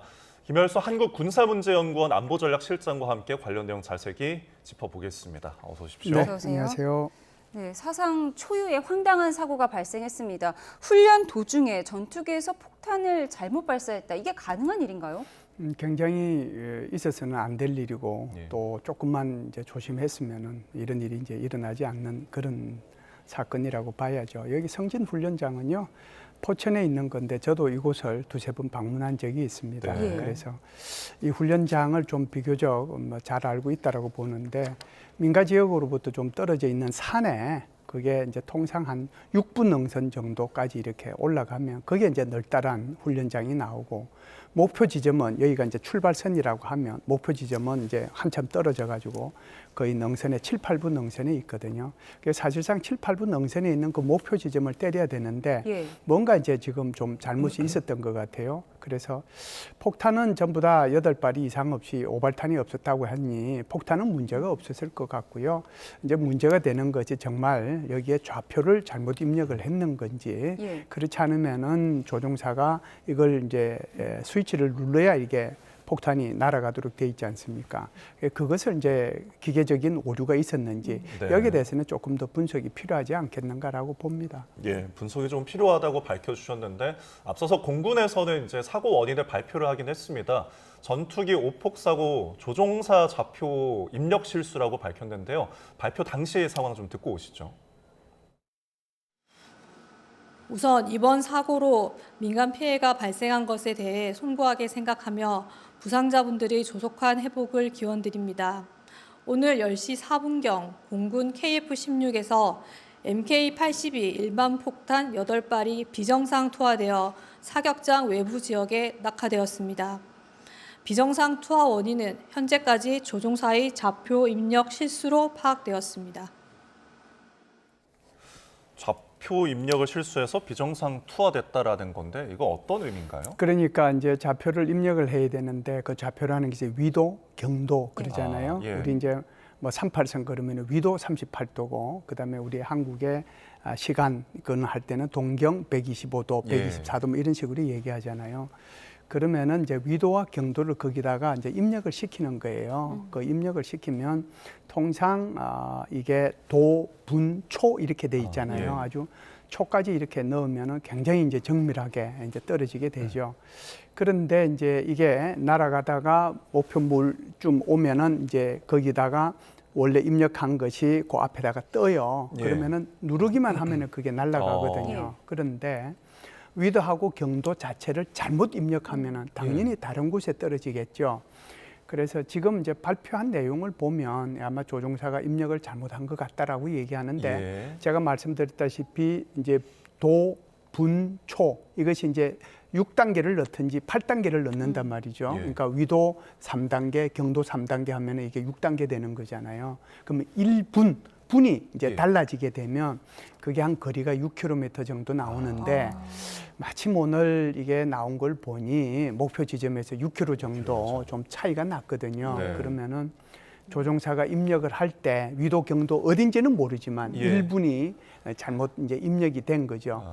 그러니까 뭐 예를 들면 37도 뭐 58분 44초 이렇게 되는데 37도 57분 할 때 그 분이 차이가 있거든요. 거기에서 아마 차이가 나지 않았을까 하는데 이 부분은 아무래도 뭐 일단 확인은 됐겠지만 조금 더 분석은 필요하다고 봅니다. 왜 그러냐면 이게 한 대만 그렇게 간 게 아니잖아요. 두 대가 똑같이 거기다가 이제 어떻게 보면 폭탄이 떨어진 거잖아요. 그래서 이제 통상 보면 MK-82 같으면은 뭐 8발 정도씩 달 수는 있는데 이제 훈련 목적상 이제 4발씩 다른 것 같아요. 4발씩 이제 장착을 해서 갔는데 1번기가 때렸는데 2번기도 똑같이 때렸단 말이죠. 그러면 이렇게 생각할 수도 있는 거죠. 1번기도 입력을 잘못했고 2번기도 입력을 잘못했느냐. 그렇지 않으면 1번기가 잘못 입력했는데 2번기도 그대로 따라가서 그냥 1번기 때리는 것을 보고 때렸느냐. 이건 이제 있을 수 있거든요. 그래서 이 부분에 대해서는 조금 더 분석이 필요하지 않는가 이렇게 보죠. 지금 6km 차이라고 하셨는데 그럼 폭탄이 떨어진 위치가 정확히 어디인가요? 민가 한가운데 떨어진 건가요? 제가 이제 그렇지 않아도 이게 어딘지 그걸 지도를 한번 찾아서 봤거든요. 훈련장하고는 뭐 직선거리로 보면은 6km가 떨어져 있죠. 그런데 거기가 이제 우리 이동 그러면은 금방 이제 많은 분들이 이게 연세 좀 드신 분들은 아실 텐데 뭐 젊으신 분들도 이동 막거리 일동 이렇게 놀러들 많이 가시잖아요. 이동에 가려면은 딱 갈비집이 이제 제일 먼저 생각나지 않습니까? 이동 갈비집이 있고 그러는데 그게 성진 성당이라고 있어요. 그게 마을의 중앙이죠. 마을의 중앙인데 하필 한 1분 정도가 차이가 났는데 6km 떨어진 곳이 지금 저기 그림에 나오는 것처럼 마을의 중앙에 이렇게 떨어진 거죠. 예. 당시 그 마을 이제 한가운데다 보니까 주민들도 있던 상황이고요. 그렇죠. 굉장히 오전이면 한창 일상을 보내고 있을 텐데 당시 폭발 소리가 엄청난 충격처럼 전해졌다고 합니다. 우리 목격자들의 주민들의 이야기를 좀 들어보고 오겠습니다.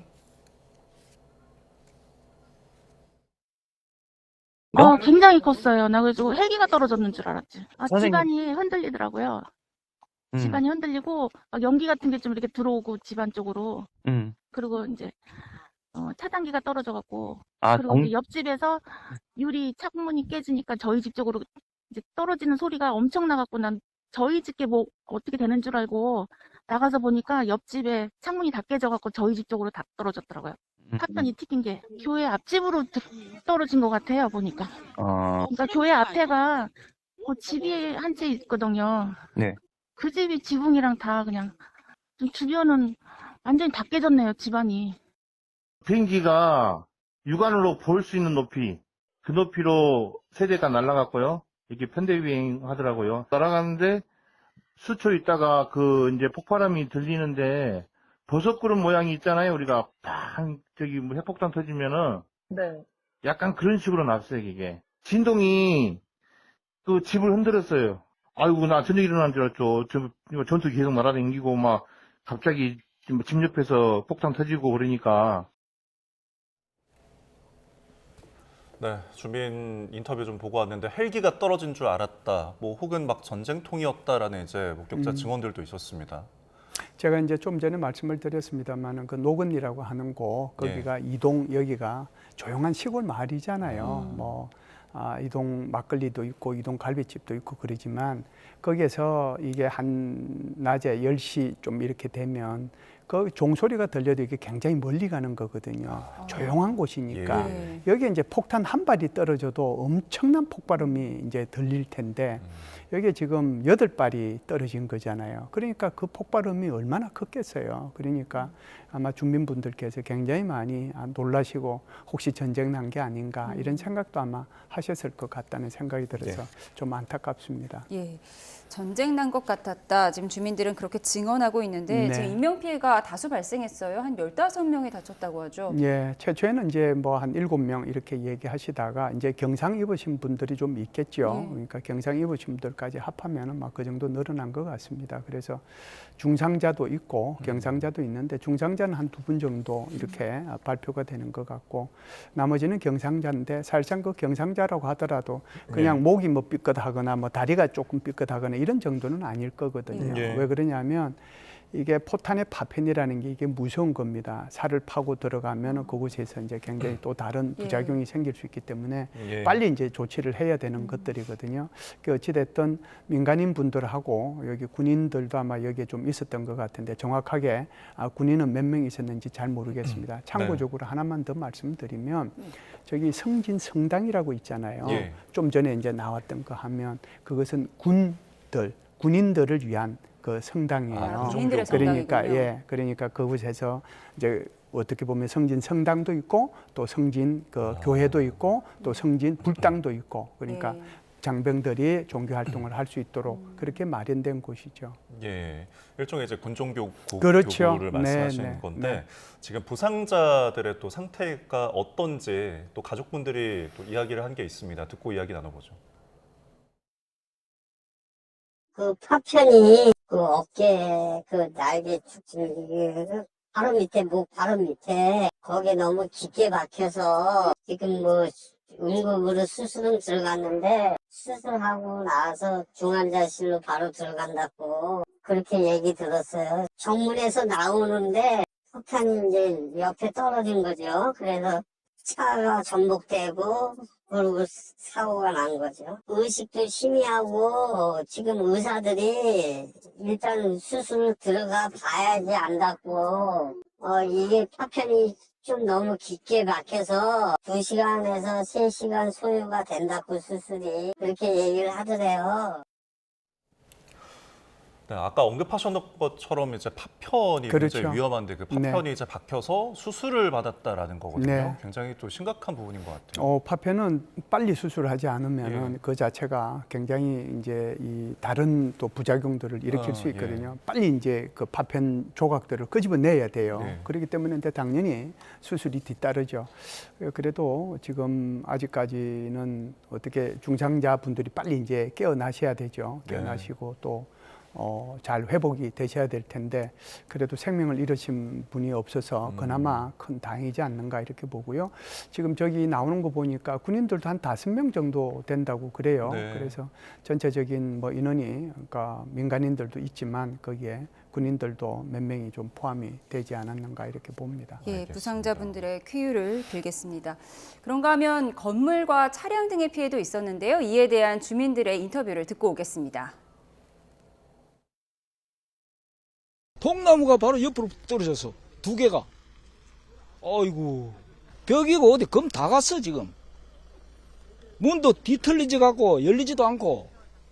지금 주위에 지금 막 엉망이에요 엉망.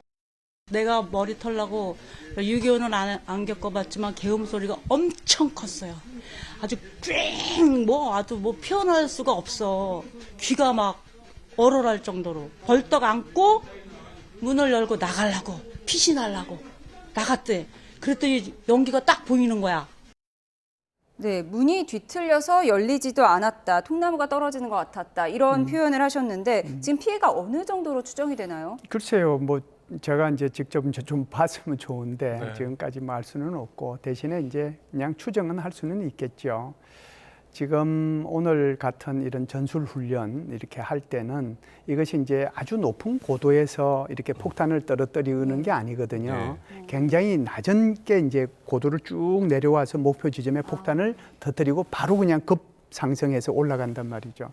그러다 보니까 이제 비행기 소리는 거기 훈련할 때마다 주민들은 다 들어요. 네. 들었는데 게다가 지금 같은 경우에는 직선거리로 한 6km 정도 차이가 나니까 훨씬 더 주민들은 그걸 더 이제 강하게 그 소리를 들었겠죠. 네. 게다가 이제 이게 한 발 같아도 엄청난 이제 폭음인데 이게 8발이 한꺼번에 떨어졌기 때문에 굉장한 이제 폭음이 있을 수밖에 없고 지금 저기 이제 말씀하신 것처럼 뭐 유리창 깨지고 또 무슨 문 뒤틀리고 뭐 저런 정도는 사실상 어떻게 보면 물질적인 거잖아요. 예. 네, 그거보다는 사람의 생명이 그래도 희생이 한 번도 안 된 것이 예. 그나마 불행 중에 다행이다 이런 생각은 듭니다. 예, 그럼 이 떨어진 폭탄에 대해서 좀 이야기를 네, 해볼게요. 네. 이게 KF-16에 이제 장착이 된 MK-82인데 이게 네. 어떤 폭탄인가요? MK-82 폭탄이라고 하는 것이 이제 주로 이것은 범용 폭탄이라고 그럽니다. 범용 네. 폭탄이라고 하는 것은 그것을 표준으로 삼아서 수많은 이제 그 버전들이 나올 수 있는 폭탄을 범용 폭탄이라고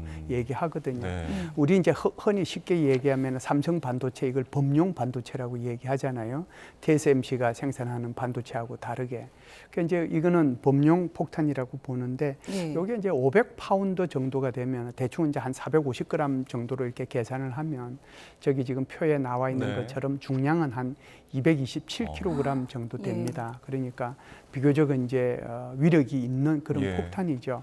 이것이 이제 한번 떨어지면요, 그 폭발력이 이제 문제가 되는데 이게 딱 떨어졌을 때 거기에 뭐 구멍이 얼마만큼 생기고 거기에 뭐 얼마만큼 가고 하는 그것보다는 전체적으로 이것이 미칠 수 있는 피해가 이제 중요한 거잖아요. 그래서 직접 타격을 해서 피해를 입을 수 있는 반경이 30m 정도 돼요. 그리고 아주 강력한 피해를 입을 수 있는 것은 반경이 100m 정도가 되고 파편까지 포함하면은 300m거든요.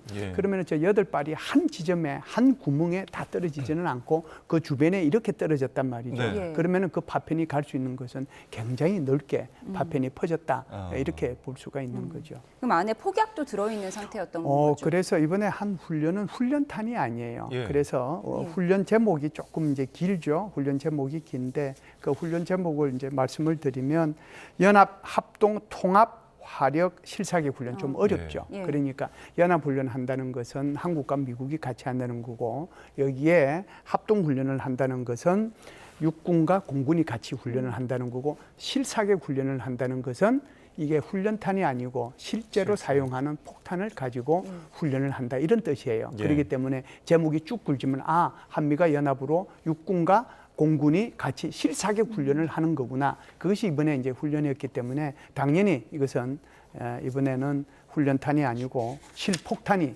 들어간 거죠. 그렇기 때문에 굉장히 저렇게 피해가 있었다 이렇게 봅니다. 예.